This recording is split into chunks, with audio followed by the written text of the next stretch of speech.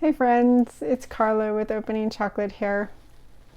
Today I am going to talk about Bare Bones chocolate out of Glasgow, Scotland. So this chocolate maker is Cameron Dixon and Lara Messer. They're partners and they are from Glasgow, like I said. They launched in 2018, but had been working on chocolate for about a year before then, and they are a micro batch chocolate maker. So let me tell you about them a little bit. So Cameron has a master's in mechanical engineering, and he worked for Jaguar and Land Rover, and it's great to have an engineer working at a chocolate company because, as many of you know, things break down, things need to get fixed, and Cameron loves efficiency and problem solving, and when they started out they actually made a lot of their own equipment. Lara has a background in freelance food photography, and she used to live in London and do photos and work for an online lifestyle and food magazine.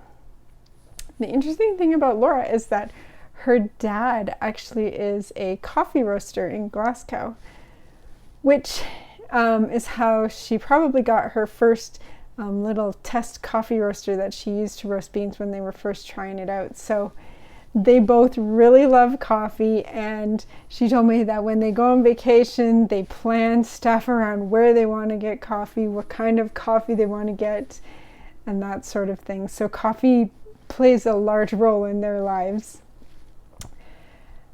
Actually, she told me that her first memory of chocolate was when her dad took her to London, and her dad really wanted to go to this one particular coffee spot. And when she got there, she had a hot chocolate in a little espresso cup with just a spot of cream, and she said it was just the most delightful thing that she had ever had. So how do you go from being an engineer and a food photographer and start your own chocolate business? Well, one day Lara had a particularly rough photography session.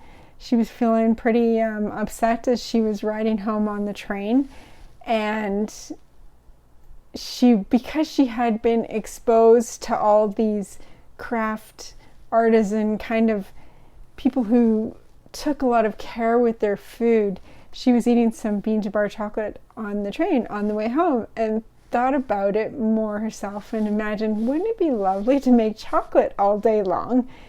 And of course, when we have the whole of information in our phones, she looked it up and got enthralled by the process. That's the word she used, enthralled. And so she had called Cameron before the train had even got to the station and said, we gotta try this, let's think about this and how we can do this. So they started making test batches in Lara's mom and dad's garage with a little melanger and a small test coffee roaster. That's how they started, and they were hooked. So from the beginning, they've kind of been a do-it-yourself team where they've done everything having to do with the chocolate. So from the packaging to the plumbing, she said. They built some of their own equipment, as I mentioned, and they are also designed the packaging, which I will tell you a little bit more about when I flip the camera around. So the sustainability is also very important to them. She has said that the three kind of important things are flavor, craft, and sustainability. So when I talk about the packaging, we'll talk a little bit about the interesting things about that as well. Okay, so I have their 60% Honduras dark milk chocolate. So we're going to flip the camera around and try it, and I will tell you a few more things. All right, so like I mentioned, sustainability is one of the foundational ideas behind their chocolate company. Their packaging is made from recycled sources. Packaging is all sourced in the United Kingdom. It's made with recycled paper coffee cups, and the inside, as we'll see, is also, it's a plant-based wrapper that can also be recycled. So that's an important thing to them. So we've got 60% Honduras. The Honduras beans they use, I believe, are the Mayan red, which have an interesting story behind them. They were almost extinct. In 2006, they were discovered on 3 small farms in northern Honduras, and now there's a cooperative that is encouraging farmers to plant more of them. So that's the story behind the beans. Let's see what we've got on the back here. So they have won an award in 2021 for this bar. There's the name of the co-op in Honduras. Let's see.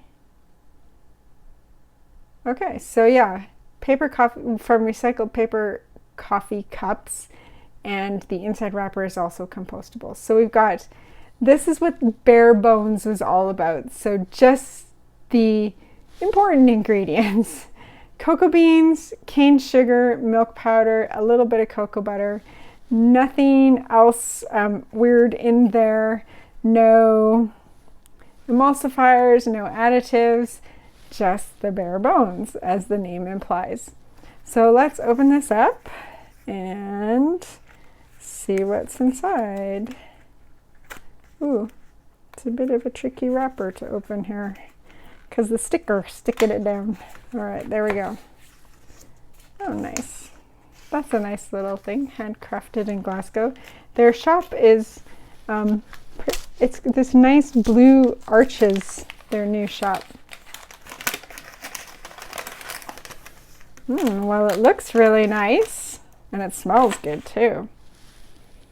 Yeah, it smells like a nice, dark, rich, chocolatey bar.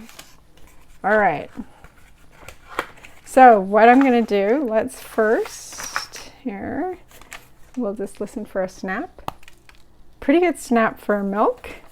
It is not a thick bar, which I like. Sometimes when bars get too thick, they can tend to be a little astringent because it takes so long to melt. But this is a good, I like this thickness.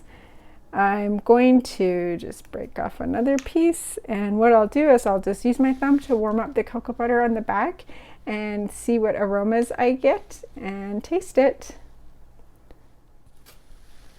All right, so what I get here is I get a really good aroma of like chocolate cake and chocolate frosting coming off of it. Like pretty distinct chocolate cake, chocolate frosting.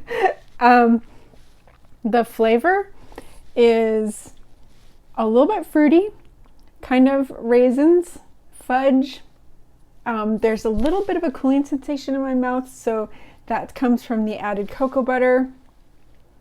Milky, a little bit sweet, but as far as dark milk chocolate goes, it is on the dark chocolate tasting end of the spectrum. So it's got a pretty, it doesn't, yeah, chocolate is the forward note, not sugar, not milk. So this one is a good chocolatey tasting dark milk.